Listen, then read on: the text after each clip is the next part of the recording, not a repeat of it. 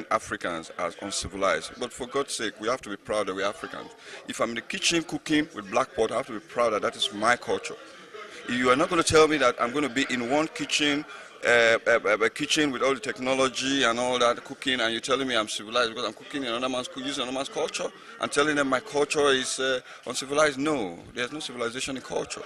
You understand that kind of thing? So I think that when I shot the film, I made it a purpose that this guy would be an illiterate, somebody who's never been to anywhere before.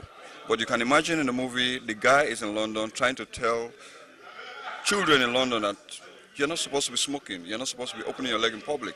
And it's telling them, the same Europeans, that women, African women, I know you. I mean, if I come to your house, I know you dazzle me with some good cooking. You're not going to go to the next shop to buy food. You understand? Which is the beauty of African culture. You understand? The African man knows that. An illiterate African man comes to Europe to tell the European woman that, look, you're supposed to, if you can't cook, then what's important? You understand? Then a little something else that it's so little but important is, in Africa we have this sense of, extended family syndrome, where you can walk up to me, to my shop, and say, look, I want this bread, I'll bring the money later. And the guy, he doesn't know you from Adams. And you walk away with the bread, and he knows you bring back the money. But in the film, you notice that the shop owner called the police for just bread. And that's what really happens. But in Africa, there is nothing like. In fact, you go to somebody's house in the middle of the night in Africa, and you go there to visit, and the wife of the person comes in and says, "Oh, you come to visit us," and she cooks instantly, and you eat, and you're surprised that without any, it's so. That was the reason I shot the film. I wanted people to ask that question. Oh, amazing! And the last question: is there a future for Osofia in London? Well, I must say, because Sophia in London was shot 3 years back, and we're still talking about it. Last 2 months ago, I was in Baltimore for a film premiere where I was given an award, and the hall was filled up with. You can imagine, for a film that's already been released, the hall was filled up with over 500 whites, American. You understand? So definitely, although Sophia in London was a test case, a successful test case, but now we know it works. We know that if we do things right. Yeah, people are going to go for it. So now we can go more professional. Now we shoot the movies professional way. Now we can now decide that, look, we want to go celluloid on the next one. If the next one is going to be a Sophia in America, well, we're going to shoot it and go for the real thing. We're going to get the Will Smith, the Martin Lawrence into the kind of film. So the movie, it's a world-class film, rather, but made by Nigerians. So as soon as the movie is about to be released, you can see it just the same way you will see iRobot and Spider-Man. You will be seeing also in America like that in the same place. So that's our vision. Hi viewers, watch out for more of Osofia. It may not be only in London. We are very impressed. This is not our first time of watching it, but anytime we watch it, we laugh to tears. It's very good. Thank you very much, Kingsley. By the way, I love your program, and keep it up. I love your program. Recording. Yeah, so that's the whole idea. By the way, I love your program, African Lifestyle. It's a wonderful program. Keep the flag flying. It's beautiful. Thank you. When it's you pause and then you do the. Anyway, you are director. Are you ready? Watch. You introduce yourself, Kingsley. If you don't, we will. Are you rolling? Hi, I'm Kingsley Ogoro, a Nigerian film producer. I want you all to watch African Lifestyle. It's a beautiful program. It's good. And then the second one, you are watching up so that in the process of us showing, you can bring it during the commercial. Hi, you're watching African Lifestyle. Hi, viewers. We are at the National Black Theater. Oh, yes. We are at the National Black Theater in New York here. And you see the guy who's standing beside me, his name is Mr. Tony Abud. Abulu. Yeah, okay. We are at the National Theater, Black Theater in New York. And we are here with Mr. Tony Abulu. He is one of the brain people behind the Nigerian movies that we are able to watch Nigerian movies here. Mr. Aburu, how are you? I'm fine. Thank you very much, PAX TV. You guys are doing a wonderful job, presenting Africa to Americans. You have at least 1 million people that are watching. We know that you ladies have been steadfast and you've brought Africa to them. You're doing a wonderful job and we're very proud of you.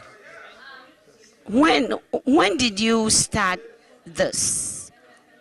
Well, Filmmakers Association of Nigeria, who are the sponsors of this event, the first Nigeria International Film Festival, we started this about 2 years ago. And the idea was, we knew that the Nigerian film industry was becoming very vibrant. The whole world, especially the world media, was beginning to pay attention to the Nigerian films. And we felt that the Nigerians would need some support in presenting their films to Americans and to Africans who live in America. To actualize that effect, we came together, a few of us, and set up the Filmmakers Association of Nigeria. Ms. Caroline Okolo, who is an expert in back office management. Rabiu Muhammad is another individual who actually had been distributing African films, and myself. We all got together and we decided to bring in some other investors who joined us with the same clear vision. And thank God today we've been able to do quite a few things. Last year, as you know, in April, we brought about 50 of the Nigerian superstars to the United States of America, and it was like total stampede, as you know. People wanted to see them, people paid $100 a pop just to come in and see them. This year, we've taken it one step further. We're presenting the first Nigeria International Film Festival where Americans can come and watch some of these Nigerian movies. Thank you so much. We understand you taking the African movie to the blockbuster. Tell us when this is going to start. Well, the blockbuster deal we're still working on, and we're hoping that, God willing, everything will be tied up. It is a major medium to introduce Nigerian movies to Americans. As you know, Blockbuster is the #1 video and DVD distributor in America. It is extremely large.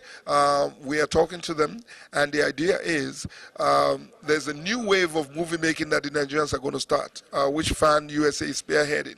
It is high-def movies. The movies are going to be shot on high-def.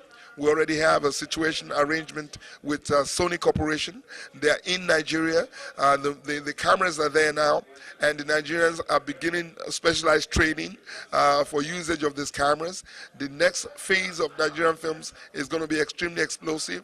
The high-def movies are like at least 5 times or 10 times clearer, cleaner images than what we have now.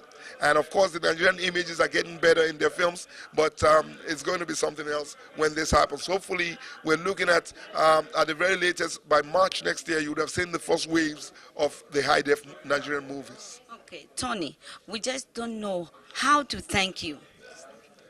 We don't know how to thank you, and we know that what you're doing is gone. It's up there. Yes. So keep the job up. Yes, thank you very much. Thank you. Okay. Tony, there are a lot of storekeepers. Let me start. Tony, there are a lot of business people out there who have shops, who buy these films from pirates to sell because they don't know where to buy them from. Can you advise them what Fan USA can do for them? Well, one of the things we want to do, as you know, September last year, Fan USA organized the first international copyright infringement seminar and conference on the Nigerian movies. In attendance was the United States Department of Justice, the Motion Picture Association of America, the Customs and Border Patrol of the United States. Also, the Nigerian Copyright Commission was there. The International Intellectual Property Institute was there. It was a major conference in which they've told us specifically that we can get any pirate arrested. It is just a question of just walking in there, buying You would never believe it. Just buying only 3 copies of movies. We have our people that we can send into all the stores. You never know who they are. They look like every normal person. They come into your store, buy 3 movies, get a receipt, and when we get that, you can go to jail in America for between 2 years to 5 years. Like something like that's like a joke. But we are not really moving towards the direction of prosecution. We believe that these are genuine people who just love the Nigerian movies and want to sell them. What Fan USA is doing, we're creating a very, very viable distribution outlet for everybody. Anybody can come and register with Fan, and you will become a legitimate distributor of Nigerian films. It's very easy. What we're doing now is for those who even want to manufacture the Nigerian movies, they can come through Fan. We will help you get the rights to the movies, and you will legitimately produce. Even you want to produce 1 million copies of any film, you can produce it. So this is what we're working on. Within the next 2 weeks now, we will come out with a document for it. It will be in all the African papers, and you will see that all you got to do is to call us. When you call us, you will pick all the movies that you want to reproduce and sell, and you will have the legitimate rights for it. And by so doing, the African Nigerian filmmakers themselves, at least will begin to get revenue and royalty from their films. So this is what Fan is doing. It's a big job, but we're working hard at it, and we want to make sure that everybody in Africa who wants to get involved in this business can do it legitimately and make money doing it. The right way. Yeah. Very impressive, and we believe that when these people watch this, they hear what you just said, they will be very happy and be very relieved. So pirates, you got to be careful. Now, this is personal to you. We just watched your movie, Back to Africa, and it's quality.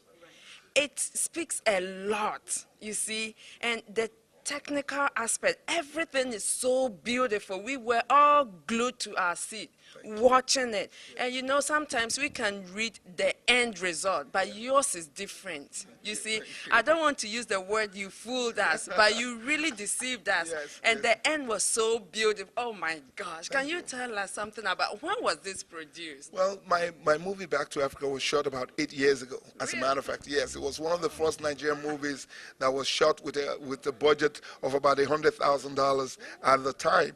One of the things we wanted to do was to make a movie that the whole world can watch and understand what Africa is about. You know, films have been done about Africa that are not done by Africans. For the first time, we wanted to take people into the hinterland. But before we did that, we wanted them to see the city. You know, the people should realize that we have, you know, great cities and beautiful cities in Africa. And we went from the city and we traveled into the hinterland. We went to about 12 different cities to shoot that movie. It's the story of an African-American woman who is looking for her father. And all she has is her father's name. So you can imagine if you come to America and all you have is somebody's name, it's difficult to track that person. In Africa, it is easy because with the name, you can pinpoint the country, you can pinpoint the ethnic group, and you can pinpoint the family. This is how deep African names are. And that's why for some people who are beginning to change their last names and so on, from African names, it might be very difficult for you to track your family in a little while. So I'm happy that what you have said, you appreciated the technical quality. We went with an American crew. Mr. Farman Lee was the director of photography. We went with an American lead actress who went to Nigeria and joined actors who had been working over there for over 30 or 40 years. And a lot of people went back to Africa and said, well, is that a movie or a documentary? You know, they're not sure. But it is a feature film, and the actors were that qualitative, and that's why we're able to come up with that type of result. Keep the good job. Thank you. We are very impressed. Yes. And continue. Thank you very much. Thank you. Thank you. Thank you. Okay. Okay. Filmmakers Association of Nigeria, New York. The phone number is area code 212-876-8930. 212-876-8930. Big, huge shout out to my sisters here on African Lifestyle. Yay! Hi, my name is Tony Abulu. I'm the president of the Filmmakers Association of Nigeria. Guess what? Watch African Lifestyle.